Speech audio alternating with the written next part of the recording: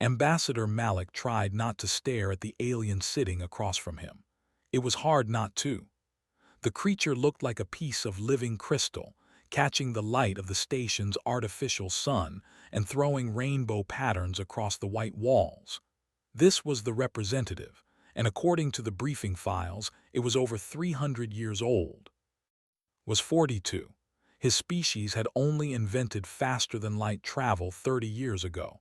Everything about this moment felt impossible. The space station called Sanctuary 7 floated in neutral territory, far from any star system either side of the war controlled. For 1,000 years, 17 different alien species had been fighting. The reasons were complicated. Had read the history files 3 times and still didn't fully understand who started what or why. All he knew was that billions had died and the fighting never stopped. Until now, until humanity showed up. Ambassador Malik, said, its voice sounded like wind chimes. We are ready for your cultural presentation. Stood up, his legs shaking slightly. The presentation room was enormous. Representatives from all 17 species sat in a wide circle, each in their own special environment pod. Some breathed methane, others existed as clouds of energy. The chorus looked like a floating mass of insects that moved as one mind. Thank you for this opportunity, said. His voice echoed in the huge space. Humanity is honored to present our history to the Galactic Council. He pressed a button on his tablet. A holographic display filled the center of the room. Earth appeared, spinning slowly, blue and green and beautiful. This is ours, said. We call it Earth. The aliens watched politely. Could tell they weren't very interested. Humans were the new species, the bobbies of the galaxy. Every race in this room had been traveling between stars for thousands of years. Some had been building civilizations when humanity was still living in caves. The presentation continued. Showed them human art, music, and literature. He showed them cities and farms. He showed them the International Space Station, humanity's first permanent structure beyond Earth. A few aliens made approving sounds. Then came the history section. Showed them the Roman Empire, the Mongol conquests, the age of exploration. The aliens seemed mildly curious about how humans had spread across their own planet before reaching for the stars. Like many species, said, humans have fought many wars throughout our history. He pressed another button. The hologram changed to show trenches from World War I, then tanks rolling across Europe, then planes dropping bombs on cities. The aliens still seemed only moderately interested. War was nothing new to them. They'd been doing it for a millennium. And then, said, his voice quiet, in 1945 everything changed. The hologram shifted. A single plane flew across a clear sky. Below it sat a city. The plane dropped something small, too small to see at this scale. The explosion filled the entire holographic display. A ball of fire rose into the sky, climbing higher and higher, forming a shape like a mushroom. The city beneath simply vanished, replaced by destruction so complete that nothing remained. The shockwave spread outward in a perfect circle, flattening everything for miles. Heard something he'd never heard before. Silence. Complete and total silence from 17 alien species. This is a nuclear weapon, said into the quiet. It releases energy by splitting atoms. The bomb you just saw destroyed an entire city in seconds. It killed 80,000 people instantly. Tens of thousands more died in the weeks and months that followed from radiation poisoning. The hologram continued. Another bomb, another city, another mushroom cloud. We made a second one, said. We used it 3 days later. Now the aliens were moving in their pods. This crystalline body had gone completely still. The chorus stopped moving for the first time since had met them. A representative from the beings of pure energy who were supposed to be the oldest in species in the galaxy leaned forward in its containment field. Pressed another button. The hologram showed weapon after weapon.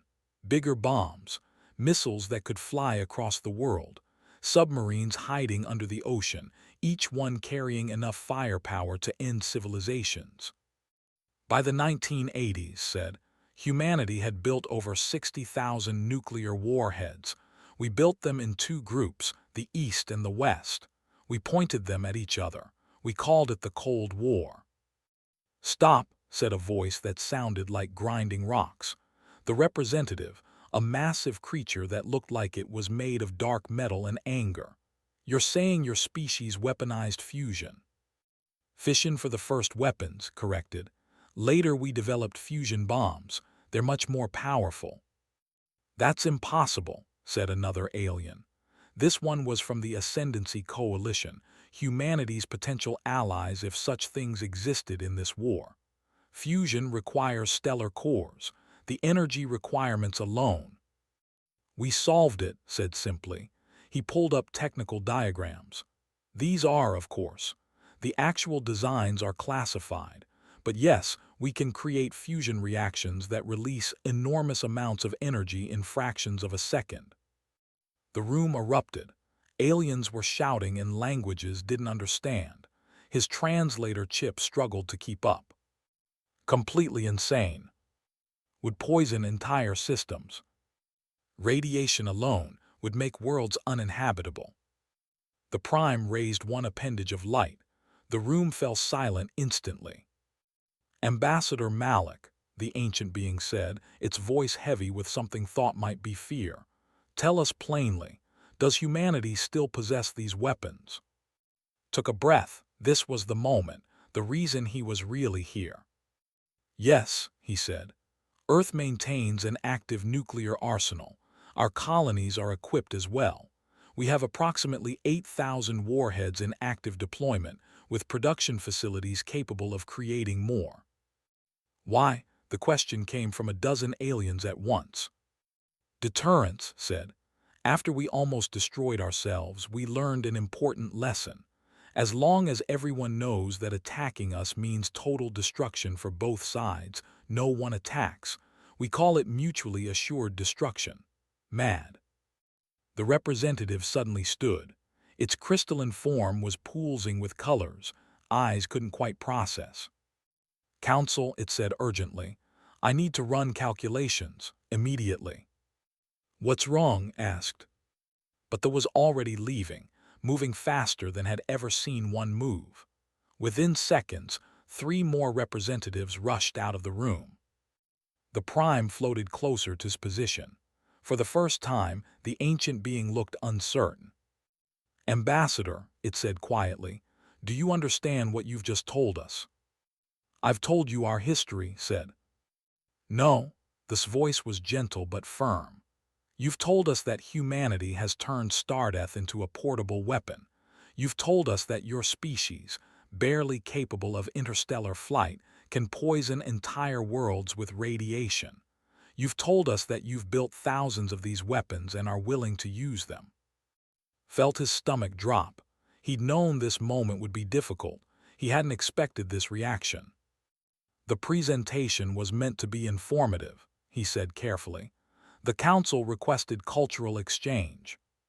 You need to return to your quarters, they said. Now this is for your safety. I don't understand. Ambassador Malik. This entire form was flickering now like a candle in the wind. For 1,000 years, this war has been fought with plasma weapons, kinetic strikes, and biological agents. Worlds are conquered, not destroyed. They're valuable. Both sides want to control systems, not render them worthless. Understanding hit like cold water, and nuclear weapons make everything worthless, the finished. If a single one of your warheads is detonated in a fleet engagement, the radiation spreads. If one is used on a planet, that world becomes a tomb for generations. There's no profit in war anymore. No victory, just poison. 2 security drones appeared at sides. They weren't threatening, but they weren't optional either. Please come with us, one said in a flat mechanical voice. This is diplomatic protection protocol. As the drones escorted him out, looked back at the presentation room. Through the transparent walls, He could see aliens from both sides of the war talking to each other. Some were arguing. Others were connecting to communication devices. The door closed behind him, cutting off the chaos. In his quarters, an hour later, sat and watched the news feeds from the station's network. Emergency sessions were being called. Fleet commanders from the Dominion and the Ascendancy Coalition were requesting immediate meetings with their opposites. For the first time in 1,000 years, the two sides were talking to each other. His communicator buzzed. It was a message from Earth, from the Secretary General herself. "Well done, Ambassador. Stand by for Phase 2. Looked out his window at the stars. Somewhere out there, both sides of a galactic war were realizing that humanity had just changed everything. He thought about the bombs, about Hiroshima and Nagasaki, about the Cold War and how close humanity had come to ending itself. Now that same terrible knowledge had reached the stars. Hoped humanity knew what it was doing. He hoped the plan would work. Because if it didn't, humanity had just made itself the enemy of everyone. Spent 3 days in his quarters. The security drone said it was for his protection, but he knew he was being held. Through his window, he watched ships arriving at Sanctuary 7. Big ships, warships from both the Dominion and the Coalition, sitting side by side in neutral space without shooting at each other. That alone was historic. His communicator had been shut off. No messages in or out except the automated news feeds. He watched them obsessively. Every channel, human and alien, was covering the same story. Humanity and its nuclear weapons. Some called human saviors, others called them monsters. Most seemed too shocked to know what to think. On the third day, his door opened. The Prime floated in, its energy form dimmer than before, like it was tired. "Ambassador Malik," it said, "the Council needs to speak with you." Stood up immediately. About what? Everything. They walked through the station's corridors in silence, noticed the changes. Aliens from species that had been killing each other for centuries were walking past each other without violence. Some were even talking. The air felt different, tense, afraid. The council chamber was full. All 17 species had representatives present, but now there were military officials too. Recognized the insignias. These were the people who actually fought the war. The representative from the first meeting was there. Its crystalline body looked darker now, like cloudy glass. "Ambassador," it said without preamble, "my team has completed the calculations. We ran 3,000 different scenarios, every major battle from the last century of war. We added human nuclear weapons to the simulations." And asked though he already knew. "Total strategic collapse," the said flatly. "The side that deploys nuclear weapons first loses almost as badly as the side that receives them. Radiation spreads through fleet formations. Ships can't jump to FTL with contaminated cores. Any planet hit becomes uninhabitable. Resource systems become worthless. Supply lines break down." A military commander stepped forward. It was huge, easily 3 times size, covered in dark armor that seemed to absorb light. "We could adapt," it growled. "Develop countermeasures, radiation shielding." "Over decades, yes," the said. "But you'd be doing it while also fighting a war, while also dealing with the fact that humans could deploy these weapons at any time." "Then we destroy them first," another voice said. This one came from the Coalition side, an Ascendancy admiral with too many eyes. "Strike Earth before they can deploy their arsenal." Felt ice in his stomach, but kept his face neutral. The Prime spoke before he could respond. "That option was investigated. The humans have weapons on there, yes, but also on 3 colony worlds, 24 military ships, and an unknown number of hidden facilities. Intelligence suggests automated systems designed to launch if Earth is destroyed." A dead man's switch said quietly. Everyone turned to look at him. "If you kill us, the bombs launch automatically." "Is that true?" the commander demanded. thought about the instructions he'd received. Be honest, the Secretary General had said, but let them make their own conclusions. I'm not authorized to confirm or deny Earth's full defensive capabilities, he said carefully. But humanity learned during the Cold War that deterrence only works if your enemy knows you'll retaliate even if they strike first. Silence. They're bluffing, the Ascendancy Admiral said. They have to be. Are you willing to bet you're on that? The asked. Because I've seen the data on what one of their weapons does. A single warhead in high orbit could poison a planet for a century. 10 warheads could make it uninhabitable forever. The meeting dissolved into arguments. Aliens shouting at each other in a dozen languages stood quietly at the center, watching it happen. Finally, the Prime called for silence again. There is only one logical conclusion, it said heavily.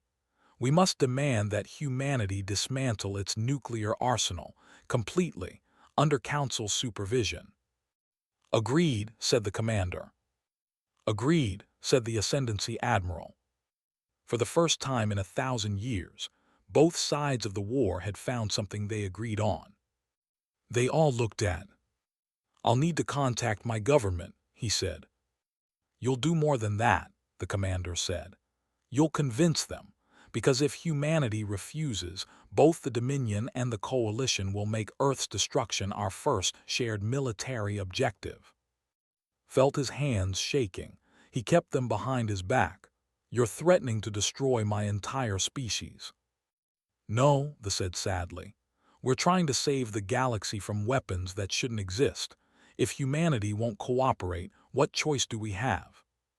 They gave him back his communicator. He sent the message to Earth, hands still shaking. Then he waited. The response came 6 hours later. The council chamber was still full. No one had left. They'd been waiting, watching sit in silence. His communicator buzzed. He looked at the message. Then he looked up at the assembled aliens, at the military commanders from both sides of a 1,000-year war, at the ancient who'd seen civilizations rise and fall. My government has declined your request, he said quietly. The room erupted again, this time with genuine fear. They're insane, someone shouted. We'll have no choice. This is suicide for all of us. Held up his hand. Surprisingly, they quieted down enough to hear him. My government says that Earth didn't ask to be involved in your war. We didn't ask for either side to enter our space or make demands. But we did learn, through painful experience, that the only way to prevent others from threatening you is to be too dangerous to threaten. You're making a mistake, the Prime said. Maybe, agreed. But here's what else my government says. If either side attacks human territory, we will deploy our nuclear arsenal against both the Dominion and the Coalition. Every core system, every military base, every major colony. The commander laughed. It was a harsh, grinding sound. You doom yourselves, we destroy you in return. Yes, said simply. We would, but you'd lose everything you've been fighting for, all those valuable systems, poisoned, all those worlds you want to control, uninhabitable, your fleets, contaminated, and for what? To punish one small species that just wanted to be left alone. He pulled up a hologram. It showed star maps of Dominion and Coalition space. Red dots appeared, hundreds of them, marking major targets. We've already programmed the targeting solutions, said. 8,000 warheads. Some of them are 50 times more powerful than the bombs we dropped on our own cities. We survived our own Cold War, learned to live with the threat of mutual destruction hanging over us every day. The question isn't whether we're crazy enough to do it. He met the commander's eyes.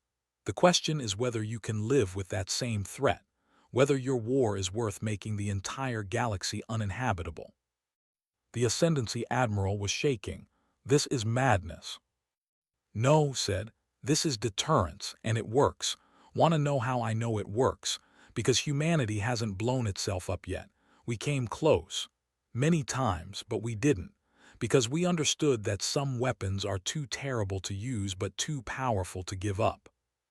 The Prime dimmed even further. You're asking us to simply accept that humanity has a knife pointed at the galaxy's throat. I'm asking you to consider whether your war is worth dying for, corrected. Because that's what happens if you force us to act. You can destroy Earth. You can probably kill every human in the galaxy, but we'll take you with us. All of you. He sent another command to the hologram. It showed news footage from Earth, cities full of people, children playing, families together. We don't want to die, said quietly. We just want to live in peace. And if the price of that peace is making sure everyone knows we'll burn it all down rather than submit, then that's a price we're willing to pay. The chamber was silent again. The commander and the Ascendancy Admiral looked at each other. Something passed between them, an understanding that didn't need words. How do we know you won't use them anyway? The Admiral asked. How do we trust you? You don't, said. That's the point. You don't trust us, you fear us. And that fear keeps everyone honest. It kept humanity honest for decades. It can keep the galaxy honest too. They spoke up. There's another option. Everyone turned to look at the crystalline being. End the war, it said simply. If there's no war, there's no reason for humans to feel threatened, no reason for nuclear deployment. The commander snorted. The Dominion has been fighting for territory and resources for 1,000 years. We can't just stop. Can't you? They asked. I've run those calculations too. The ones that show what happens to your precious resources if humans start deploying nuclear weapons. You get nothing, less than nothing. You get poison. The Admiral nodded slowly. The Ascendancy faces the same math. So talk, said. Negotiate. End this war before humanity has to prove we're serious. The Prime looked at him for a long moment. You planned this, your species, this whole presentation. You knew what you were doing. Didn't deny it. We learned a long time ago that sometimes the only way to stop a fight is to make everyone too afraid to throw the next punch. It's still extortion, the commander growled. Yes, agreed. It is, but it's extortion that keeps everyone alive. More silence. Then the Ascendancy Admiral did something that made his breath catch. She extended a formal negotiation gesture toward the commander, an offer to talk, to actually discuss peace. The commander stared at her for a long moment. Then, slowly, he returned the gesture. Fine, he said, we'll talk, but if humanity deploys nuclear weapons unprovoked, you can unite against us, said. I'm authorized to agree to those terms. We won't fire first, but we will fire back. That's not good enough, the Admiral said. It's all you're getting, replied. Take it or leave it. But if you leave it, I walk out of here and my government starts making preparations. Neither of us wants that. The two military commanders looked at each other again. Another long moment of silent communication. We'll need time, the commander finally said. Time to talk, to work out terms. Take all the time you need, said. Just don't take too long. My government isn't patient. The meeting broke up slowly. Aliens filed out, still talking in worried voices. Some looked at with fear, others with anger, a few with something that might have been respect. The Prime stayed behind until only it remained. You've changed everything, the ancient being said. The galaxy will never be the same. Good, said. Maybe it needed to change. And if this goes wrong, if someone makes a mistake, if a ship captain panics and launches, then we all die, said honestly. But we were willing to live with that risk for decades on Earth. We learned to be very, very careful with our weapons. You'll learn too. I hope you're right. So do I. Watched the float away. Then he was alone in the massive chamber, surrounded by empty seats and the ghosts of 1,000 years of war. His communicator buzzed, another message from Earth. Phase 3 approved, make it count. Took a deep breath and headed back to his quarters. Outside his window, more ships were arriving. Diplomatic vessels now, not just military ones. They were going to talk. They were going to try for peace. All because humanity had shown them something more terrifying than the enemy they'd been fighting for a millennium. They'd shown them the cost of continuing. 3 weeks later stood in the same presentation chamber where this had all started, but everything was different now. The chamber had been rearranged.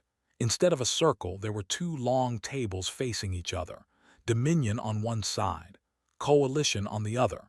Neutral species, including the, sat at a third table perpendicular to both. His table was small, just him and two human advisors who'd arrived on a diplomatic ship a week ago. The peace talks had been brutal. Every day, watched aliens who'd been killing each other for centuries try to find common ground. They argued over territory, resources, reparations, war crimes. Some days it seemed like the whole thing would collapse. But it never did, because everyone knew what would happen if it did. Every time the arguments got too heated, someone would glance at the human table, At and his silent advisors, and the arguments would quiet down, not because anyone liked it, but because the alternative was unthinkable. On the third week, something happened that makes blood run cold. An admiral, not the commander from the first meeting, but someone younger, angrier, decided to call humanity's bluff. Was in his quarters when the alert came. A fleet had broken away from the main Dominion force and was heading toward human space. 10 warships, not enough to conquer Earth, but enough to do serious damage to humanity's outer colonies. His communicator exploded with messages, the Council demanding answers, the Dominion leadership swearing they hadn't authorized this, the Coalition asking if humanity needed assistance. But the message cared about came from Earth. Rules of engagement authorized. Show them we're serious. His hands were shaking again as he rushed to the command center. Sanctuary 7 had the best sensor equipment in the sector. They could track the fleet in real time. The tactical display showed the 10 ships approaching the border of human space, and 3 human vessels moving to intercept. Only 3 ships, they asked. It was watching the display with and what seemed like half the station's population. That's suicide. Watch said quietly. The human ships weren't standard design. They were smaller than normal military vessels, stripped down. The fleet was already broadcasting threats, demanding the humans turn back. The human ships didn't turn back. They stopped just inside human territory. The fleet closed in. Could hear the Dominion's official channels screaming at the rogue admiral to stand down. The admiral refused. He decided to prove that humanity was weak, that the nuclear threat was empty. Fleet, this is captain of the UNSC Deterrent. A human voice came over the open channel. You are entering human space with hostile intent. Turn back now. Or what? The admiral laughed. You'll poison us, you'll doom yourselves, empty threats from a scared species. Last warning said, turn back. The fleet kept coming. Watched the display. He saw the moment when the human ships began to retreat, pulling back deeper into human space. The admiral laughed again, broadcasting his victory to both sides of the war. Then everything went white. The explosion was massive. It appeared on sensors across 3 systems, right between the fleet and human ships, far enough from both to avoid direct damage but close enough to make a point. 1 nuclear warhead detonated in deep space. The readings came in slowly. The radiation signature was unmistakable. The electromagnetic pulse fried non-shielded systems on the ships. Their organic navigation computers, living tissue that they prided themselves on using, started dying from radiation exposure.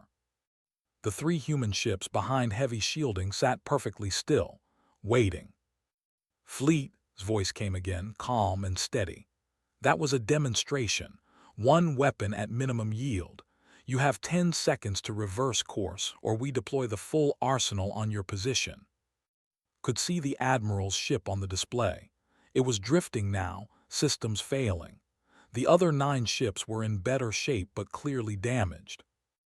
10 counted, 9, 8. Stop, the Admiral's voice was different now, afraid. We're retreating. 7, 6. I said we're retreating. 5, 4. The ships were trying to turn around, but their damaged systems made them slow. One ship's engines failed completely.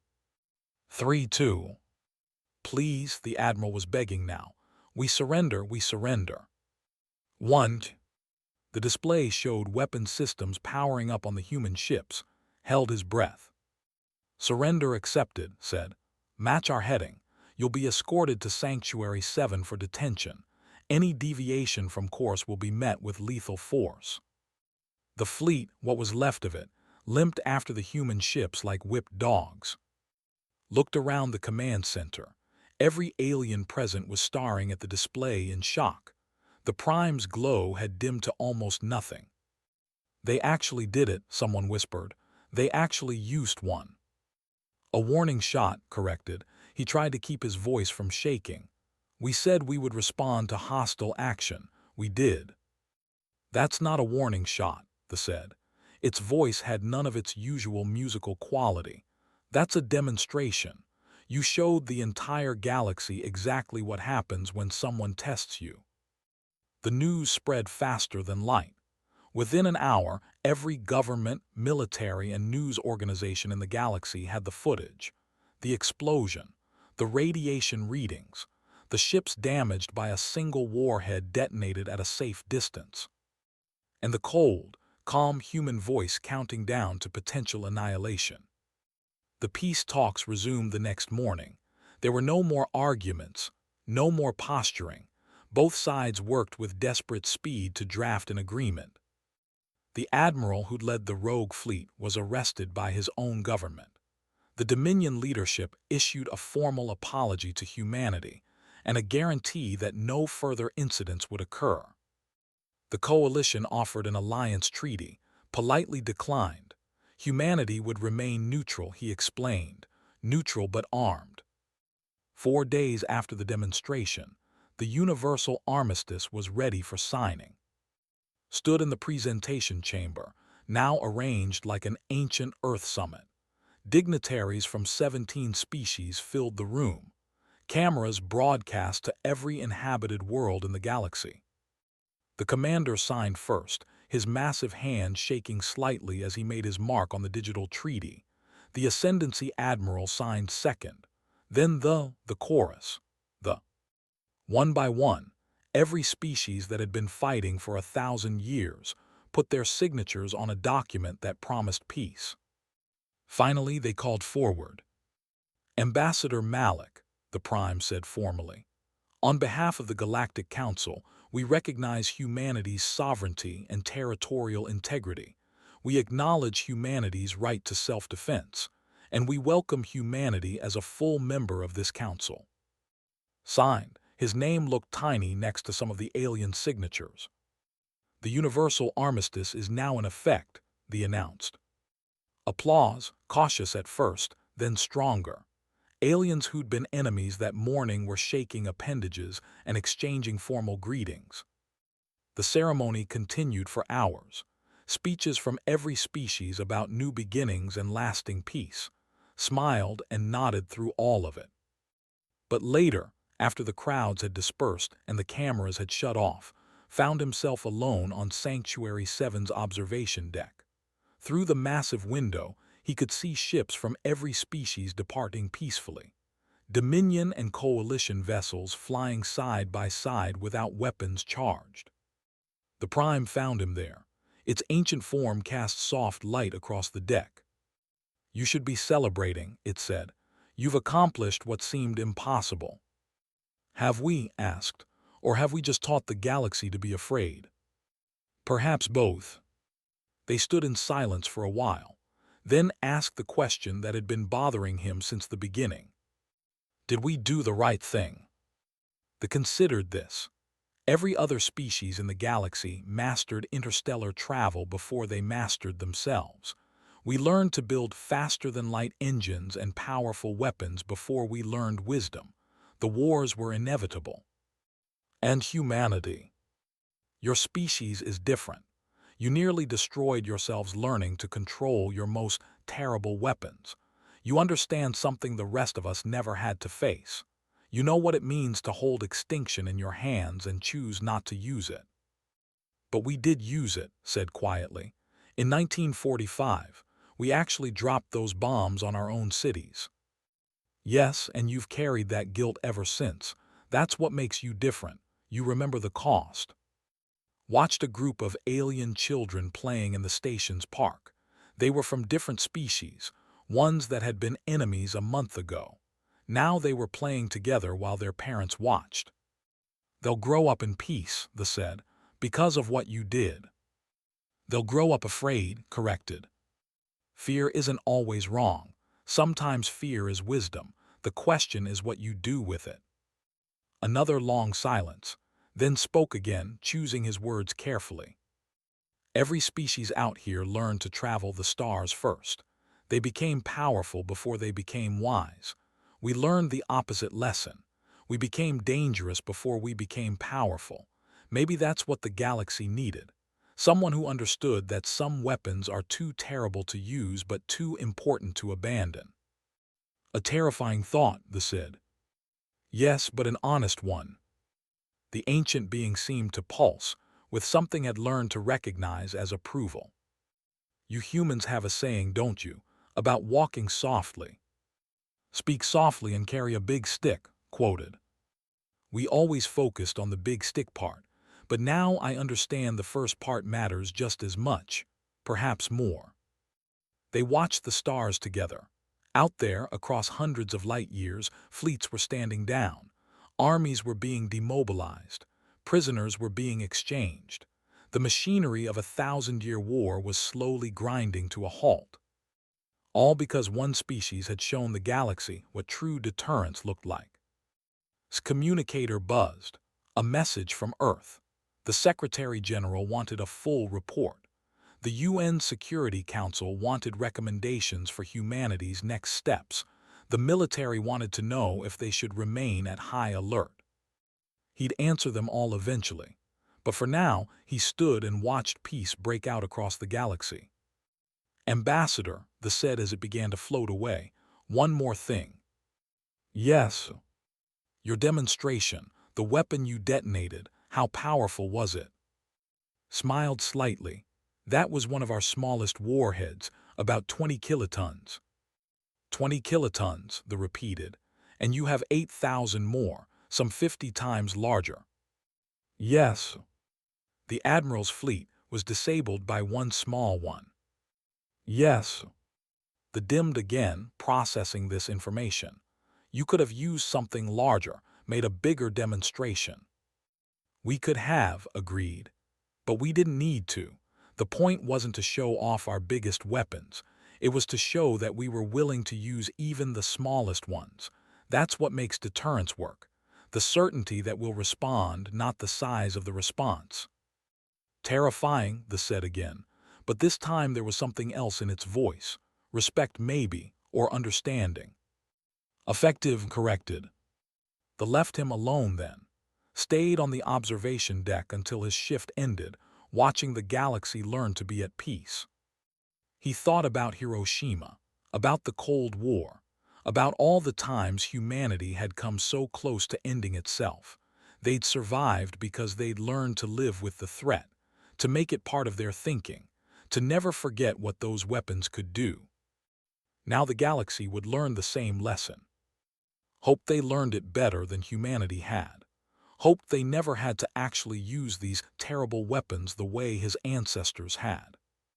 But if they did forget, if someone decided to test humanity's resolve again, well, the 8,000 warheads were still there, still ready, still pointed at everyone who might threaten Earth. That was the price of peace, thought. Everyone had to know that attacking would cost more than victory was worth. Everyone had to believe that humanity would actually push the button. And the terrible truth,